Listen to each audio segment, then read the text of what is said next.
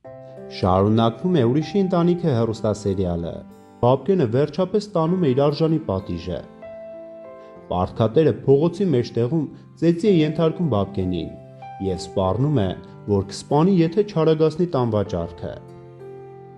Բաբկենն էլ իրեն իսկական վախկոտի պես է պահում։ Նա մոռանալով մորը տված խոստումը, միանգամից համաձայնվում է և խոստանում է, որ հնարավորինս արագ կվաճառի տունը։ Ճիշտ է, Բաբկենը դրժում է մորը տված խոստումը, սակայն այս ողջ պատմության գլխավոր մեղավորը հենց Թամար տատն է։ Նա պարզապես քաղում է իր ցանած բերքի պտուղները։ Նա պետք է ժամանակին ճիշտ դաստիարակեր իր անպատկառ որդուն, այլ ոչ թե նրան առներ թևի տակ, իսկ հարսի կյանքը դժոխքի վերածեր։ Բացի այդ, հենց նա է միտումնավոր թունավորել Նորոյի ու Էլիզի կյանքը